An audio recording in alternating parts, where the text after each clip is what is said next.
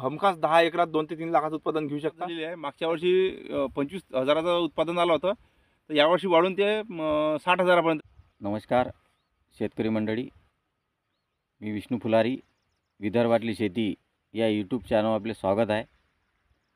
आज आपण महेश भाऊला विचारू की बांधापासून यावर्षी त्यांचं उत्पन्न किती झालं आणि बांधापासून खरोखर शेतकऱ्यांना फायदा आहे की नाही आहे.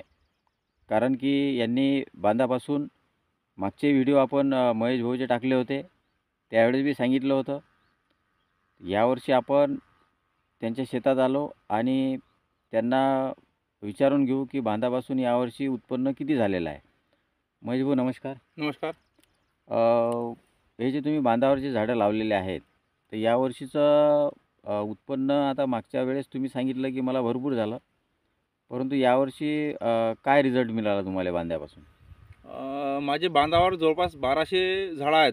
10 एकर शेती आहे. 10 एकर शेतीमध्ये बांधावर 1200 झाडं लावलेली आहेत मी. माझ्या शेतामधून नाला आणि रस्ता गेलेला असल्यामुळे त्याचं रस्त्याच्या दुतर्फा आणि नाल्याच्या काठानं 3-3 लाईन अशा पद्धतीनं माझ्या शेतात झाडाची संख्या थोडी वाढलेली आहे. जवळपास 4 वर्ष मी टप्प्याटप्प्याने या 1200 झाडाची लागवड केली आहे. त्यातलं जे पहिल्या वर्षी जे झाडं होते ते माझे मागच्या वर्षीपासून सुरुवात झालेली आहे. मागच्या वर्षी 25,000चं उत्पादन आलं होतं, तर यावर्षी वाढून ते 60,000पर्यंत केलं. यावर्षी बांधावर जे झाडं आता नवीन तयार झालेले आहेत, जे 3 वर्षाचे झाडं झाले आहेत, 4 वर्षाचे झाडं झाले आहेत, त्यांना यावर्षी उत्पादन दिलं 50 ते 60,000चं. आणि त्याची जर का सरासरी संख्या धरली 1200पैकी 300-400 झाडं यावर्षी आले होते. बाकीचे झाडं अजून थोडे राहणार.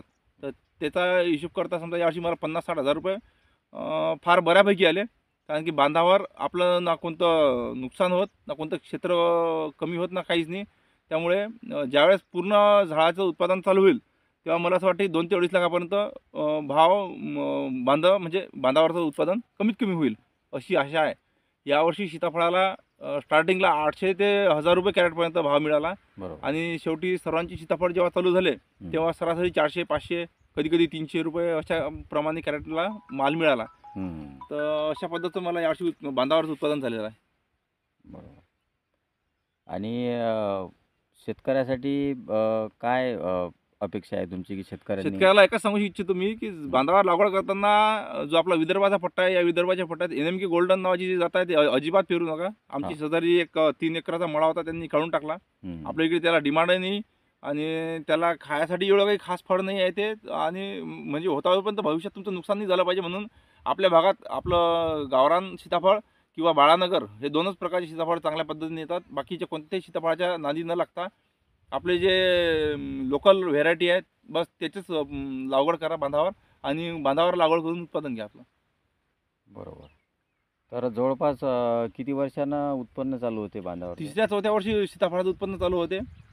जर का चांगल्या पद्धतीने त्याची कटाई छाटणी वगैरे पद्धतशीर केली तर त्याचं फळही चांगलं होते. योग्य प्रमाणात त्याला खतं, रासायनिक खतं जास्त वापर न करता शेणखताचा वापर बऱ्यापैकी केला तर सीताफळाचं शाश्वत उत्पादन आहे. कोणतंही नुकसान न होता आपल्या बांधावर, तशीच बांधावरची जागा आपली खाली असते. बरोबर. तर बांधावरच्या जागेचा उपयोग करून तुम्ही हमखास 10 एकरात 2 ते 3 लाखाचं उत्पादन घेऊ शकता. त्या 2 ते 3 लाखाच्या उत्पादनात आपला बाकीचा खर्च भागून जाते शेतीचा, आणि शेतीचं उत्पादन निव्वळ मागं पडते.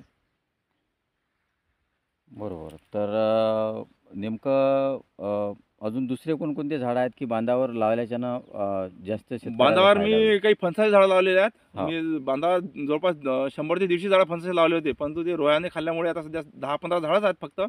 तर बांधावर तुम्ही फणसाची झाडं, आता नवीन व्हेरायट्या निघलेल्या आहेत सागवानमध्ये, सागवान लावू शकता. आणि आपल्याकडे आता 1-2 प्रयोग जे नारळाचे सक्सेस झालेले आहेत. तर ज्यांच्या बांधाच्या काठानं नाला असेल, त्या नाल्याला थोडंफार प्रमाणात पाणी, रेती वगैरे असेल, तर त्यांनी त्या नाल्याच्या काठानंही नारळाची झाडं लावायला काही हरकत नाही आहे. महेश भाऊ मला एक तुम्ही सांगा, हे जे तुम्ही मग त्याचे झाडं लावलेले आहेत फणसाचे, त्याच्यापासून उत्पन्न घेतला काही मग तुम्ही? नाही, त्याला फणस लागायला जवळपास 8-9 वर्ष लागतात. आणि माझ्या घरी आधीचाच काकाच्या शेतात एक फणसाचं झाड होतं. त्याच्या बियापासून ते फणसाचं झाड आम्ही बिया लावून तयार केलेले झाड होते. 150 झाडं तयार केले होते आम्ही त्याचे. असं का? तर त्याच्यापासून ते झाडं लावले होते. हां. तर त्यातले काही झाडं अळ्यानं खाल्ल्यामुळे त्याची संख्या आता 15 म्हणजे 10-15 झाली झाडं. बरोबर. तर ते जे जुनं फणस होतं त्याला फणस लागायला जवळपास आम्हाला 12 वर्ष लागले होते. अरे बापरे! तर याला आता 7-8 वर्ष झाले, अजून 3-4 वर्षात त्याला फणस लागतील अशी अपेक्षा आहे आता. हो ना, हो ना. तर ते एक फणसाचं झाड काकाच्या शेतात आजही आहे. हां. ते एक फणसाचं झाड जवळपास त्याला दरवर्षी 6-7 हजार रुपयाच्या वर देऊन जाते. एकच झाड. एकच झाड. आपल्या भागात फणसाचं उत्पादन नाही आहे. फणसाचे झाडं नसल्यासारखेच असल्यामुळे बरोबर. त्या फणसाला, काकाच्या फणसाला एकदम चांगले योग्य भाव मिळतात. हं. त्यामुळे ते एका झाडाचेच जवळपास 7-8 हजार रुपये करतात. ते बांधावरच लावलेलं आहे. नाही, ते असं मधात नाही आहे. मधात लावलेलं आहे हम्म. ते. बरं. तर समजा आता या सीताफळीला 3 वर्षापासून उत्पन्न चालू होते. 3 वर्षापासून तिसऱ्या वर्षी जर का योग्य प्रकारे त्याची छाटणी वगैरे केली, त्याला शेणखताचा वापर जर बरोबर केला, व्यवस्थित केला, हं. तर त्याला तिसऱ्या वर्षीपासून सीताफळाची सुरुवात होते. बरोबर. तर अजून काय सांगू शकाल शेतकऱ्याला तुम्ही? शेतकऱ्याला एकच सांगू शकतो की सीताफळ हे एकदम साधं पीक आहे. त्याला कोणत्या विशेष फवाराची गरज नसते, कोणत्या वर खताची गरज नसते. बरोबर. कोणते फक्त छाटणीचा जर विचार केला तर फक्त ते सोडून बाकी कोणत्या विशेष देखरेखीची गरज नसते. हं. आणि बांधावर त्याची लागवड जर केली तर तुमचं एक अतिरिक्त पीक जे आहे समजा, हं.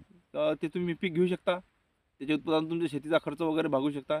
आणि बरोबर. तुम्हाला जर जे आता आजकाल जे दुष्काळ, अतिवृष्टी, हे जे वेगवेगळे आपल्याला नैसर्गिक समस्या येतात शेतकऱ्यापुढे, हां. तर त्याच्यावर एक उपाय म्हणून सीताफळ किंवा बांधावर कोणतंही समजा. कोणतंही पीक घ्या, हं. पण बांधावर पीक घेण्यास आता सुरुवात करा असं मला वाटते. आता आमच्या भागात काही जण सीताफळाची बांधावर आल्यानंतर त्याच्या खाली कवळे लावतात. हो. म्हणजे काशीफळ म्हणतो पण त्याला समजा, हं. काशीफळाचं काही जण पीक घेतात. यावर्षी माझा विचार आहे नाल्याच्या काठानं काशीफळाचं पीक घ्यायचं. बरोबर. तर असं वेलवर्गीय काही पिकं आहेत. हां. काही जण करुटले बांधावर घेतात. हं. तर अशा पद्धतीनं जर का समजा बांधावर अलग अलग प्रकारचे भाजीपाला पिकं किंवा फळ पिकं जर घेतले, तर निश्चितच त्याचा फायदा शेतकऱ्याला होईल असं मला वाटतं. बरं. तर चला ठीक आहे महेश भाऊ. महेश भाऊनं चांगली माहिती दिली. त्याबद्दल धन्यवाद. तुम्ही जर चॅनल नवीन असाल तर चॅनलला लाईक करा, शेअर करा आणि सबस्क्राईब करायला विसरू नका.